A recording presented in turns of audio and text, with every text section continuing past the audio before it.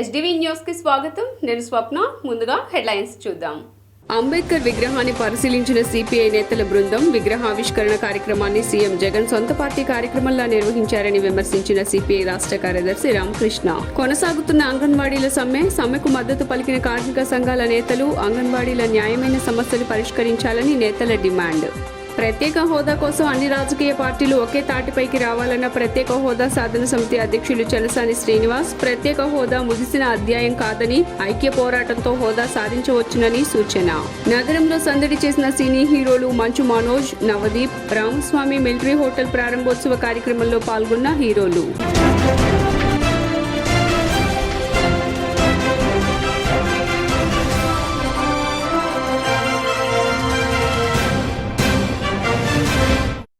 ఇక డీటెయిల్స్ చూస్తే ప్రజాధనంతో సీఎం జగన్మోహన్ రెడ్డి సొంత ప్రచారం చేసుకుంటున్నారని ఏపీ సిపిఐ రాష్ట్ర కార్యదర్శి రామకృష్ణ విమర్శించారు.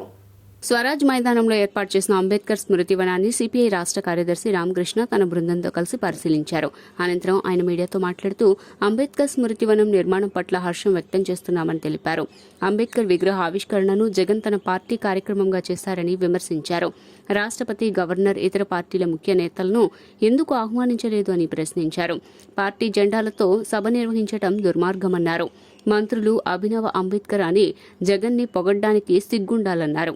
వేల కోట్లు దోచుకుని జైలుకు వెళ్లిన వ్యక్తి జగన్ సీట్లు, పదవుల కోసం అంబేద్కర్ ని అవమానించారన్నారు. జాతీయ స్థాయిలో చేయాల్సిన కార్యక్రమాన్ని జగన్ సొంత కార్యక్రమంగా చేశారని, దళితులను అన్ని విధాలా మోసం చేసిన వ్యక్తి జగన్ అని దుయ్యబట్టారు. మహనీయుడు డాక్టర్ బిఆర్ అంబేద్కర్ భారతదేశంలోనే కాదు ప్రపంచవ్యాప్తంగా గుర్తింపు పొందిన మేధావి. అదేవిధంగా దేశంలో ఉన్న అణగారిన వర్గాల ప్రజల తరఫున, మహిళల తరఫున, కోట్లాది మంది కష్టజీవుల తరఫున ఎన్నో పోరాటాలు చేయడమే కాకుండా అంటరానితనానికి వ్యతిరేకంగా పోరాడి ఒక ధీరుడిగా నిలబడ్డ వ్యక్తి. అలాంటి మహనీయునికి వారి స్మృతికి ఘనంగా భారత కమ్యూనిస్ట్ పార్టీ తరఫున నివాళులు అర్పిస్తూ ఉన్నాం. అయితే బాధాకరం ఏమంటే ఇవాళ ఇంత పెద్ద ఈవెంట్కి కనీసం రాష్ట్రపతి గారిని పిలవలే, గవర్నర్ గారిని పిలవలే, రాజకీయ పార్టీలకు ఆహ్వానం లేదు, దళిత సంఘాల నాయకులకు ఆహ్వానం లేదు. అదేవిధంగా రాష్ట్రంలో పేరెన్నికగన్న దళిత మేధావులు ఉన్నారు. ఆ మేధావులను కూడా ఎవరిని ఆహ్వానించకపోవడం అత్యంత శోచనీయం. ఎందుకంటే ఒక పాక్షిక సంకుచిత రాజకీయ దృక్పథంతో జగన్మోహన్ రెడ్డి గారు దీన్ని ఒక పార్టీ ఈవెంట్గా మార్చి పార్టీ జెండాలు పెట్టి చేయడం మాత్రం ఏ రకంగా పోలుస్తారో నాకు అర్థమే కావడంలే.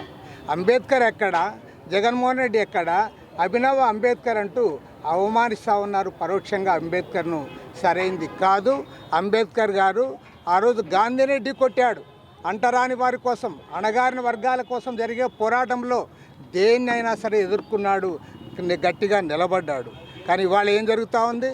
ఇవాళ ముఖ్యమంత్రి గారి స్వార్థం కోసం ఒక దళిత యువకుడు విశాఖ సెంట్రల్ జైల్లో ఆయన ఇప్పటికి కూడా నిరవధిక నిరాశకు పూనుకున్నాడు.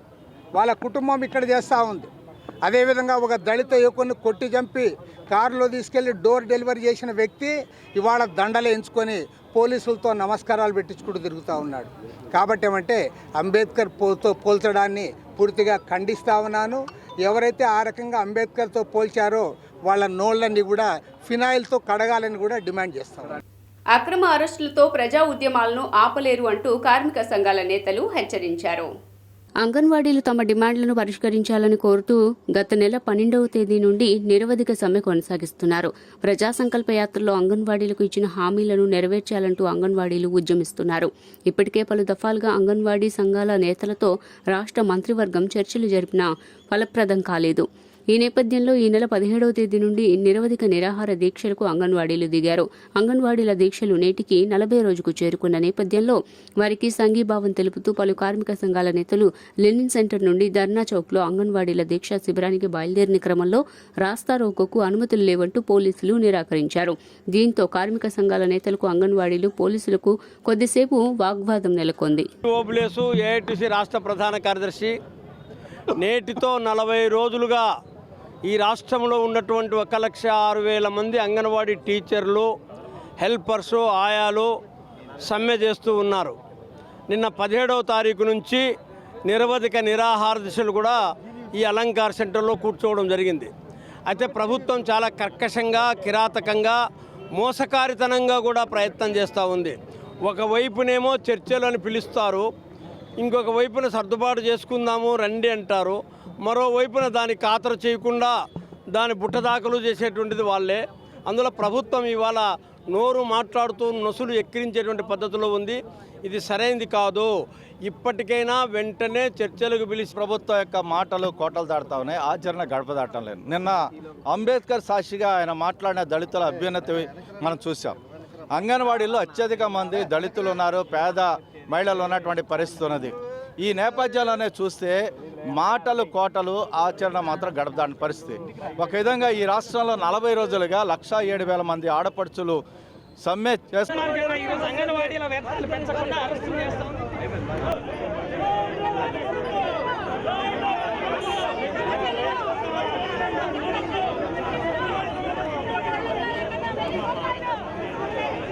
ప్రత్యేక హోదా కోసం అన్ని రాజకీయ పార్టీలు ఉద్యమించాల్సిన అవసరం ఉందని ప్రత్యేక హోదా సాధన సమితి అధ్యక్షులు చెలసాని శ్రీనివాస్ అన్నారు.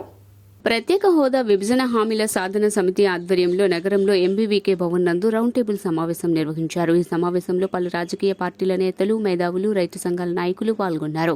ఈ సందర్భంగా ప్రత్యేక హోదా సాధన సమితి అధ్యక్షులు చలసాని శ్రీనివాస్ మాట్లాడుతూ రాష్ట్రం కోసం ఉద్యమిస్తున్న అన్ని రాజకీయ పక్షాలు నిర్వహించిన రౌండ్ టేబుల్ సమావేశంలో పాల్గొన్నాయని పేర్కొన్నారు. ఈ విస్తృత స్థాయి చర్చల అనంతరం కొన్ని నిర్ణయాలు తీసుకున్నట్లు పేర్కొన్నారు.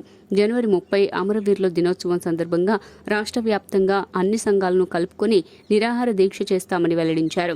అనంతరం ఎంపీలకు వినతి పత్రాలు అందజేస్తామని తెలిపారు. జనవరి 7, 8, 9 తేదీల్లో ఢిల్లీలో తమ పోరాటం చేస్తామని అన్నారు. కేంద్ర ప్రభుత్వాన్ని ఖచ్చితంగా నిలదీస్తామని స్పష్టం చేశారు. భావితరాలు పథకాల మోజులో పడి నష్టపోతున్నారని, ప్రతి ఒక్కరూ ప్రత్యేక హోదాపై పోరాడాలని పిలుపునిచ్చారు. వ్యాప్తంగా ముఖ్యంగా 26 జిల్లాల్లో కలిసి వచ్చే అన్ని సంఘాలు పక్షాలతో కలిసి నిరాహార దీక్ష ఆ రోజు చేయాలని చెప్పి నిర్ణయం తీసుకోవడం జరిగింది. రెండవది, అందరు ఎంపీలకు లేఖలు రాయాలి. మొట్టమొదటిగా వారి స్పందించని పక్షంలో ప్రజాప్రతినిధులను నిలదీయాలి. ఎంత ఇబ్బంది అయినా వాళ్ళు దాడి చేసినా తట్టుకోవడానికి సిద్ధంగా ఉన్నాం. మొహమాటం లేదు. కేంద్రంలో మోడీ గారు, అమిత్ షా గారు లేదా వాళ్ళ కాళ్ళకి మొక్కే ఎంపీలు మాకు అవసరం లేదు. కేంద్రంలోకి బీజేపీ ద్రోహం చేసింది, ఆంధ్రప్రదేశ్కి రెట్టింపు ద్రోహం చేసింది. అటువంటి బీజేపీని దేశంలో గద్దె దించితేనే ఆంధ్రప్రదేశ్కి న్యాయం జరుగుతుంది, ఆంధ్రప్రదేశ్ అభివృద్ధి చెందుతుంది. 10 ఏళ్ల నుండి అన్యాయం చేసినటువంటి నరేంద్ర మోడీ మూడోసారి ప్రధానమంత్రి కావాలని ఆంధ్రప్రదేశ్లో ఉన్నటువంటి పార్టీలు కోరుకోవటం సిగ్గుచేటు. ఇంతకంటే వంచన మరొకటి ఉండదు. గత 5 ఏళ్లలో వైసీపీ ప్రభుత్వం పార్టీ ఆంధ్రప్రదేశ్ ప్రజల ప్రయోజనాలని చరమగీతం పాడాల్సినటువంటి సమయం ఆసన్నమైనది. ప్రత్యేక హోదా విభజన హామీల సాధన సమితి తరపున భవిష్యత్తు కార్యాచరణ ఏదైతే ప్రకటించిందో ఆ భవిష్యత్తు కార్యాచరణలో ప్రజలందరూ, ముఖ్యంగా విద్యార్థి యువజన కార్యకర్తలు, విద్యార్థి యువజనులు తమ భవిష్యత్తుని పార్లమెంటు సాక్షిగా ఈ రాష్ట్రానికి ప్రత్యేక హోదా ఇస్తామని చెప్పి కూడా 10 సంవత్సరాలు అయింది. కానీ ఇప్పటికీ కూడా ప్రత్యేక హోదా కావచ్చు, లేకుంటే విభజన హామీలు కావచ్చు, ఏవి కూడా నెరవేర్చని పరిస్థితుల్లో ఆంధ్రప్రదేశ్ రాష్ట్రం ఉంది. కాబట్టి మనం అందరం కలిసి ఉద్యమిస్తే తప్ప దీన్ని మనం సాధించుకోలేం. దానికోసం ఈరోజు ప్రత్యేక హోదా సాధన సమితి మరియు విభజన హామీల పరిష్కారం కోసం ఈరోజు విస్తృత స్థాయి సమావేశం జరిగింది.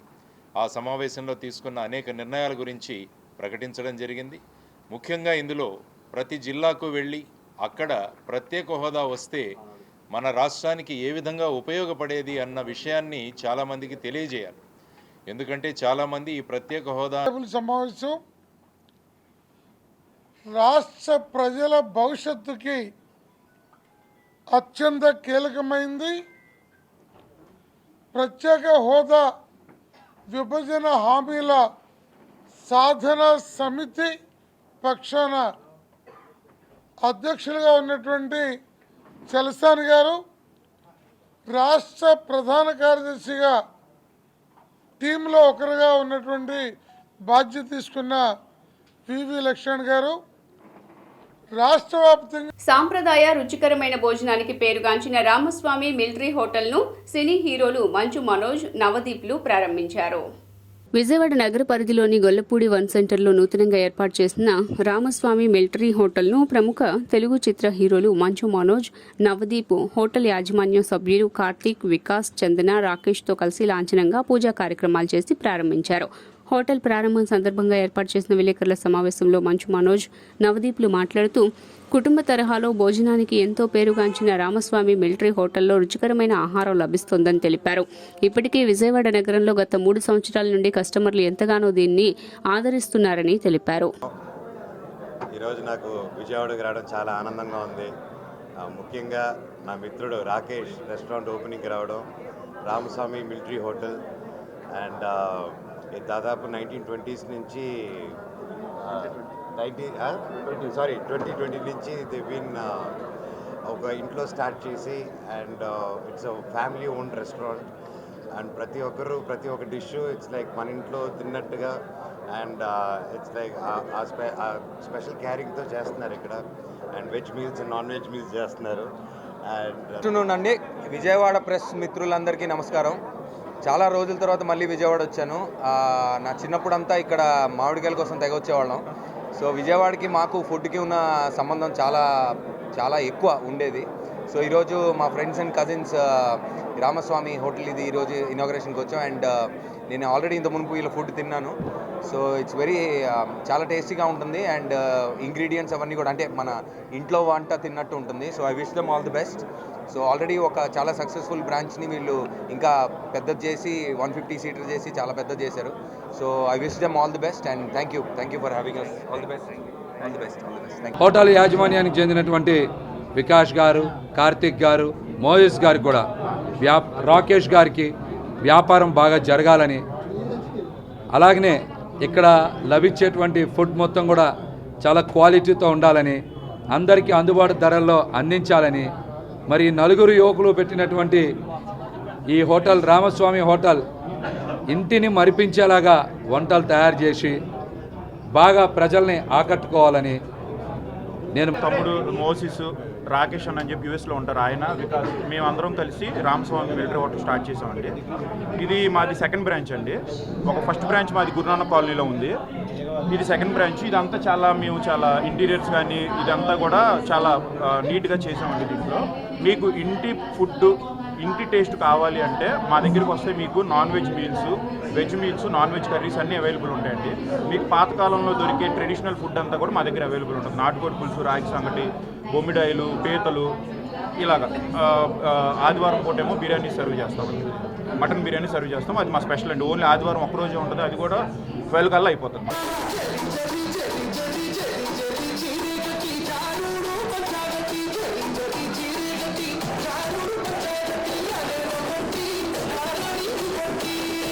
సీఎం జగన్మోహన్ రెడ్డి అంబేద్కర్ మీద ప్రేమతో కాదు రాజకీయ లబ్ధి కోసం విగ్రహాన్ని ఏర్పాటు చేశారని జనసేన నగర అధ్యక్షులు పోతిన వెంకట మహేష్ అన్నారు. జనసేన పార్టీ పశ్చిమ నియోజకవర్గ కార్యాలయం వద్ద నిర్వహించిన విలేకరుల సమావేశంలో పశ్చిమ నియోజకవర్గ ఇన్ఛార్జి నగర అధ్యక్షులు పోతిన వెంకట మహేష్ మాట్లాడారు. దళితుల అభివృద్ధి, బడుగు బలహీన వర్గాల అభ్యున్నతి కోసం, ఎస్సీ ఎస్టీ మైనారిటీల సంక్షేమం కోసం అద్భుతంగా పనిచేస్తున్నామని చెప్పే జగన్మోహన్ రెడ్డి అంబేద్కర్ విగ్రహం సాక్షిగా అన్ని అబద్దాలే మాట్లాడుతున్నారని దుయ్యబట్టారు. అంబేద్కర్ రాజ్యాంగాన్ని అమలు చేయకుండా నిరంకుశ పాలన చేస్తూ అంబేద్కర్ విగ్రహ ఆవిష్కరణ చేస్తే అంబేద్కర్ ని గౌరవించినట్లా సమాధానం చెప్పాలని ముఖ్యమంత్రిని ప్రశ్నించారు. వైసీపీ నాయకుల మీద తిరగబడితే, అతన్ని చంపితే ఆ బీసీకి ఎందుకు అండగా నిలబడలేదో సమాధానం చెప్పు. ఎందుకు అండగా నిలబడలేదో సమాధానం చెప్పు. ఇవన్నీ అంటరానితనానికి నిదర్శనాలు కావా?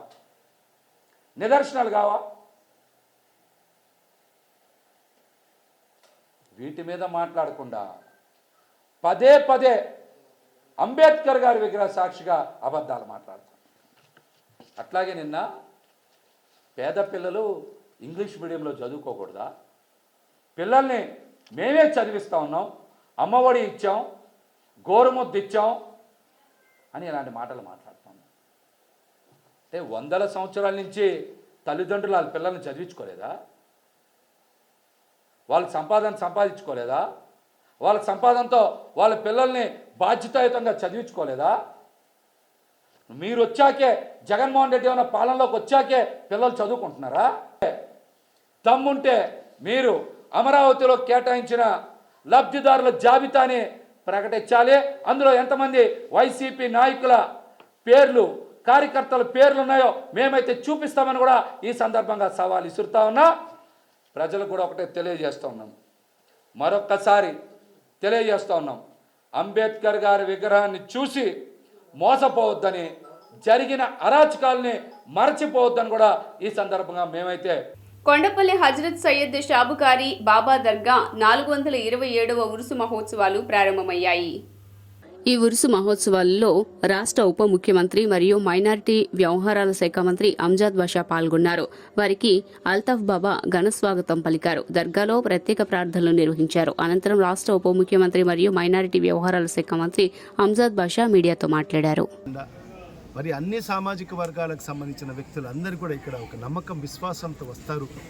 ఇక్కడికి వచ్చిన తర్వాత మరి ఇక్కడ వాళ్ళ కోరికలు నెరవేరుతాయని ఒక నమ్మకం, విశ్వాసం మరి బలంగా ఉంది. కాబట్టి మరి ఇక్కడ అన్ని వర్గాల వాళ్ళు, అన్ని కులాల వారు, మరి కులాలకు అతీతంగా, మతాలకు అతీతంగా కూడా మరి ఈ దర్గాను సందర్శించుకోవడం జరుగుతుంది.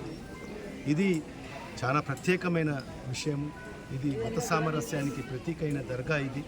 మరి అలాంటి మహోన్నతమైన మరి ఈ దర్గాను మరి ఈరోజు నిజంగా నేను కూడా అదృష్టవంతమే. మరి ఈరోజు సందర్శించుకోవడం, మరి ఈరోజు ఇక్కడ ప్రార్థన కూడా చేయడం జరిగింది. బాబా గారు మరి ఈ రాష్ట్రం సుభిక్షంగా ఉండాలని చెప్పి, ఈ రాష్ట్రంలో ఉండే ప్రతి ఒక్కరు కూడా సుఖ సంతోషాలతో ఉండాలని చెప్పి, ఈ రాష్ట్రంలో మంచి వర్షాలు కురవాలని చెప్పి, మరి ఈ రాష్ట్రంలో ఉండే రైతు సోదరులకు అందరికీ కూడా మంచి పంటలు పండాలని, పండిన పంటలకు మంచి గిట్టుబాటు ధరలు లభించాలని చెప్పి, ఈ రాష్ట్రంలో ఉండే యావత్తు వర్తకులకు, వ్యాపారస్తులకు అందరికీ కూడా మరి మంచి వ్యాపారాలు జరగాలని చెప్పి, మరి ఈ రాష్ట్రంలో నిరుద్యోగ యువకులకు అందరికీ కూడా మంచిగా మరి ఉద్యోగ మరి ఉపాధి.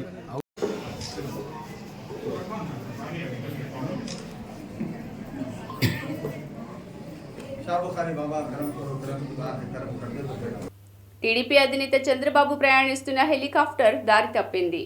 టీడీపీ అధినేత చంద్రబాబు విశాఖ నుంచి అరకు వెళ్తూ ఉండగా కలకలం రేగింది. ఆయన ప్రయాణిస్తున్న హెలికాప్టర్ దారి తప్పింది. చంద్రబాబు హెలికాప్టర్కు ఏటీసీతో సమన్వయ లోపం తలెత్తింది. చంద్రబాబు ప్రయాణిస్తున్న హెలికాప్టర్ దారి తప్పిన విషయాన్ని గుర్తించిన ఏటీసీ వెంటనే పైలట్ను అప్రమత్తం చేసింది. తాము నిర్దేశించిన మార్గంలో హెలికాప్టర్ వెళ్లటం లేదని, రాంగ్ రూట్లో వెళ్తోందని ఏటీసీ చంద్రబాబు హెలికాప్టర్ పైలట్కు వివరించారు. ఏటీసీ హెచ్చరికలతో చంద్రబాబు హెలికాప్టర్ వెంటనే వెనుదిరిగింది.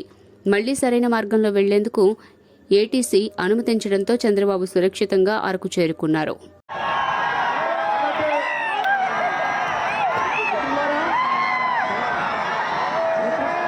తెలుగుదేశం పార్టీ జాతీయ అధ్యక్షులు, రేపు కాబోయే ముఖ్యమంత్రి శ్రీ నారా చంద్రబాబు నాయుడు గారు 47వ డివిజన్లో సీసీ రోడ్లకు మాజీ మంత్రి వెల్లంపల్లి శ్రీనివాసరావు శంకుస్థాపన చేశారు. స్థానిక 47వ డివిజన్లోని కేఎల్ రావు నగర్లో గల ఏనుగుల లక్ష్మణరావు వీధి మరియు 6-7 లైన్లకు గాను నూతనంగా నిర్మించనున్న సీసీ రోడ్లకు మాజీ మంత్రి పశ్చిమ నియోజకవర్గ శాసనసభ్యులు వెల్లంపల్లి శ్రీనివాసరావు శనివారం నాడు శంకుస్థాపన చేశారు. ఈ కార్యక్రమంలో వైసీపీ ఇన్ఛార్జ్ స్థానిక కార్పొరేటర్ గోదావరి గంగా, వడ్డెర కార్పొరేషన్ డైరెక్టర్ దేరంగుల రమణ, వెంకటేష్, మురళి, జోజీ, నెన్నం, దుర్గా, నాగోతి శ్రీనివాసరావు, ఇంద్ర, తమ్మిన శివ తదితరులు పాల్గొన్నారు. ఈ సందర్భంగా పశ్చిమ ఇన్ఛార్జ్ షేక్ ఆసిఫ్ మాట్లాడుతూ 47వ డివిజన్లో 37 లక్షల వ్యయంతో నిర్మిస్తున్న సీసీ రోడ్లకు మాజీ మంత్రి వెల్లంపల్లి శ్రీనివాసరావు శంకుస్థాపన చేశారని తెలిపారు. ఎన్టీఆర్ జిల్లా మైలవరం నందు సిఐటియు ఆధ్వర్యంలో అంగన్వాడీలు తమ నిరసనను ఉధృతం చేశారు. మైలవరం పంచాయతీ కార్యాలయం వద్ద 4 రోడ్ల కూడలిలో వృత్తాకారంలో బైఠాయించి అంగన్వాడీ వర్కర్స్ నిరసన తెలిపారు. తమ సమస్యల్ని ప్రభుత్వం వెంటనే పరిష్కరించాలని డిమాండ్ చేస్తూ నినాదాలు చేశారు. ఈ నేపథ్యంలో విజయవాడ ఛత్తీస్గఢ్ జాతీయ రహదారిపై ట్రాఫిక్ స్పందించడంతో పోలీసులు రంగప్రవేశం చేసి అదుపులోకి తీసుకువచ్చారు.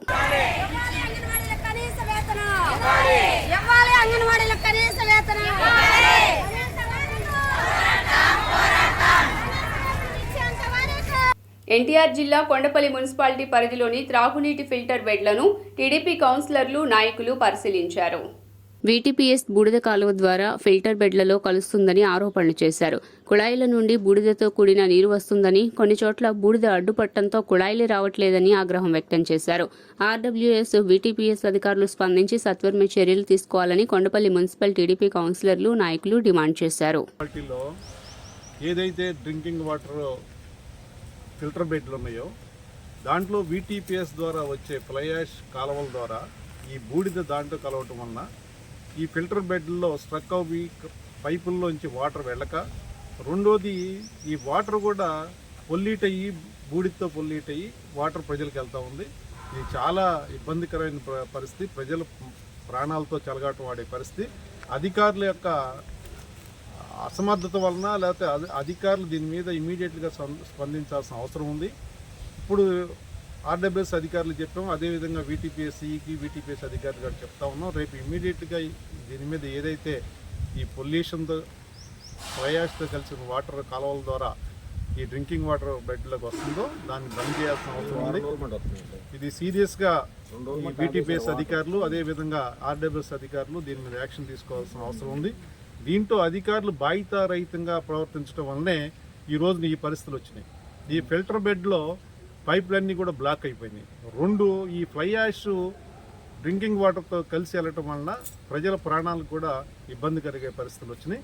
కాబట్టి ఇమీడియట్గా వీటీపీఎస్ అధికారులు, ఆర్డబ్ల్యూఎస్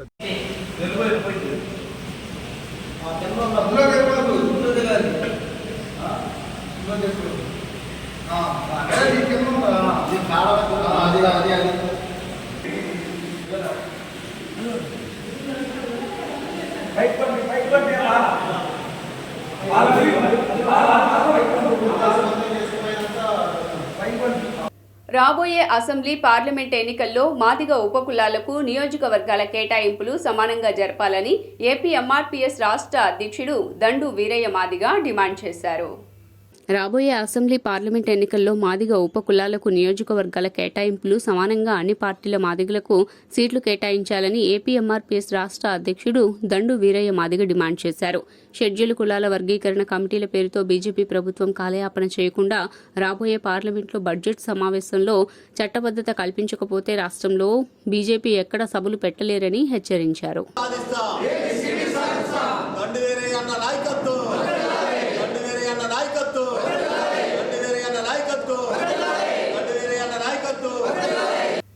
వార్తలు ముగించే ముందు హెడ్లైన్స్ మరోసారి. అంబేద్కర్ విగ్రహాన్ని పరిశీలించిన సిపిఐ నేతల బృందం విగ్రహావిష్కరణ కార్యక్రమాన్ని సీఎం జగన్ సొంత పార్టీ కార్యక్రమంలా నిర్వహించారని విమర్శించిన సిపిఐ రాష్ట్ర కార్యదర్శి రామకృష్ణ. కొనసాగుతున్న అంగన్వాడీల సమ్మెకు మద్దతు పలికిన కార్మిక సంఘాల నేతలు అంగన్వాడీల న్యాయమైన సమస్యలు పరిష్కరించాలని నేతల డిమాండ్. ప్రత్యేక హోదా కోసం అన్ని రాజకీయ పార్టీలు ఒకే తాటిపైకి రావాలన్న ప్రత్యేక హోదా సాధన సమితి అధ్యక్షులు చలసాని శ్రీనివాస్. ప్రత్యేక హోదా ముగిసిన అధ్యాయం కాదని, ఐక్య పోరాటంతో హోదా సాధించవచ్చునని సూచన. నగరంలో సందడి చేసిన సినీ హీరోలు మంచు మనోజ్, నవదీప్. రామస్వామి మిలిటరీ హోటల్ ప్రారంభోత్సవ కార్యక్రమంలో పాల్గొన్న హీరోలు. ఎస్డీవీ న్యూస్ ఇంతటితో సమాప్తం. తిరిగి వార్తల్లో మళ్ళీ కలుద్దాం. అంతవరకు సెలవు. నమస్కారం.